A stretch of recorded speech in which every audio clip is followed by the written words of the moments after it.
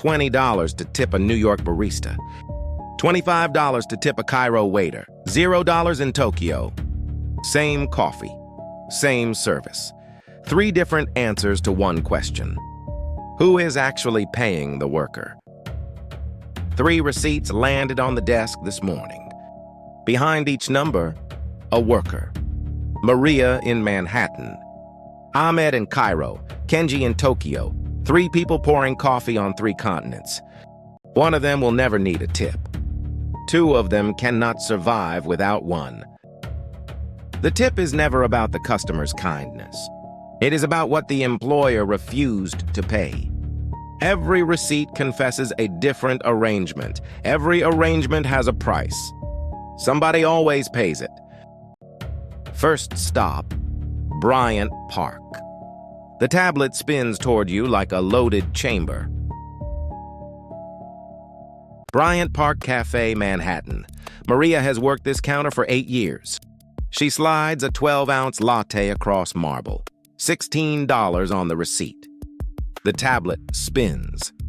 20%, 30%, custom amount. The real transaction has not started yet. Maria's paycheck says $11.35 per hour. That is the New York cash wage for tipped workers. Sounds livable, but the federal tipped minimum wage is still $2.13.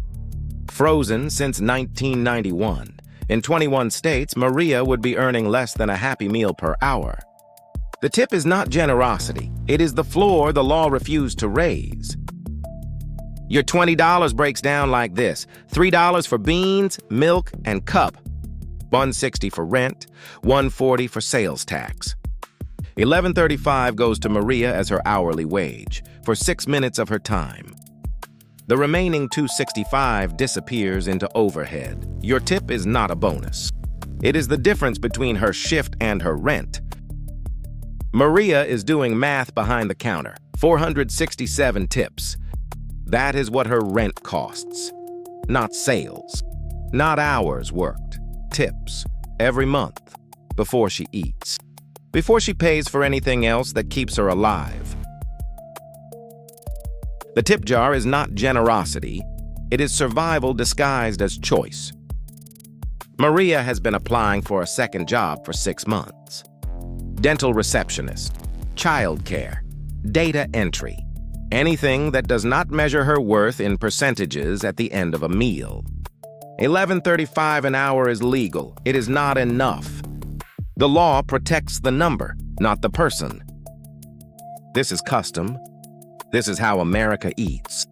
The menu price is a suggestion. The real price lives in a pop-up screen, measured in percentages, enforced by eye contact. The customer pays twice. Once for the coffee. Once for the worker who made it. Only one line on the receipt is optional. And that one line is her entire life. Receipt investigator Rex reporting. Case 1 filed under outsourced payroll.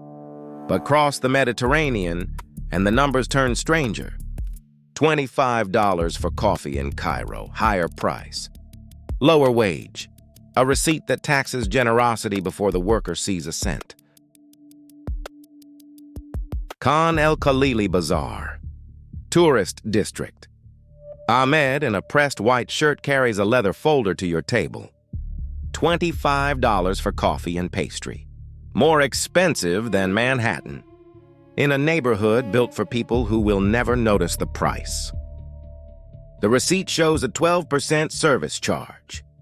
Already included, mandatory. But Ahmed lingers at the table. The real payment has not happened yet. In Cairo, you pay for service twice. Once to the restaurant, once to the man who actually served you. Ahmed has worked this cafe for 11 years. He earns $60 per month, base salary. The $3 service charge on your bill goes to the restaurant, not him. Your $4 cash tip goes straight to his pocket. Without it, he cannot afford to show up tomorrow. He does not earn a wage. He earns a hope. Double taxation of generosity. The government collects 14% VAT on the service charge. You pay tax on a fee that never reaches Ahmed. Then you pay again in cash to actually compensate him. The receipt confesses a system built on 2 layers of extraction. Maria in Manhattan, Ahmed in Cairo, same uniform, same smile, same expectation that the customer will bridge the gap between survival and dignity with spare change. 2 cities that look nothing alike, pouring the same coffee on the same broken machine. The $25 coffee costs more than Manhattan because everything except labor is imported. Beans from Ethiopia, sugar from Brazil, milk powder from New Zealand. Only Ahmed is local, and local means last in line on every receipt. The paradox is brutal. The most expensive coffee requires the cheapest labor. Import costs drive the price above Manhattan. Labor costs keep wages below subsistence. The tip is not optional. It is what prevents the whole system from collapsing on the man carrying your tray. Case 2, filed under double ledger. But there is one city where the tablet never spins toward you, where the service charge does not exist, where offering a tip is not generous, it is an insult. The next receipt rewrites the entire equation. A Kisaten in Ginza, 2 in the morning. Wooden counter polished by 40 years of elbows. Hand-drip coffee, $8 a cup, the most deliberate service on earth.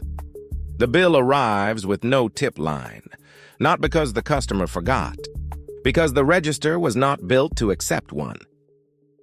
Meet Kenji. 22 years behind this counter, he earns about $15 per hour. Not per cup. Guaranteed, regardless of whether you say thank you. His daughter studies at Waseda on a partial scholarship. He has rented the same apartment for 14 years. He has never received a tip. He has never needed one. Kenji's receipt, item, price, tax, total. No tip field.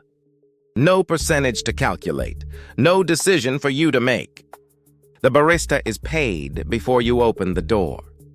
The math is finished when he hands you the cup. Japan chose a different path decades ago. The labor cost goes into the menu price. The wage is the wage. The price is the price. The wage floor holds. Healthcare is built into the cost. The tip disappeared because the need disappeared. Slide a yen note across the counter and Kenji will bow and refuse. Not out of politeness, out of principle. A tip would mean the price was not enough. That his wage is negotiable. That his dignity is something you get to measure with loose change. He does not need your generosity. The menu already paid him. Kenji closes the shop at 3 in the morning. He walks home to the same rented apartment he has lived in for 14 years. His daughter's textbooks are on the kitchen table. The rent went up again this year. The wage stayed the same. The system is not a fairy tale. It is a contract that does the one thing the other 2 refuse to do. It shows up on the receipt. Filing the report. Maria earns 4 times the federal floor because she works in New York. In 21 other states, her hourly wage would still be $2.13. Ahmed earns $60 a month and pays tax on a tip he never receives. Kenji earns the same wage his menu promised him, no more, no less. One country sold the wage to the customer. One taxed the wage before it arrived. One wrote the wage into the price. The tip is a mirror. In it, each country reveals who it decided to make invisible. One case remains open. Somewhere a price waits on another receipt, a different currency, a different worker. The same question. Who is paying? The receipts keep arriving. The investigation continues. Case closed.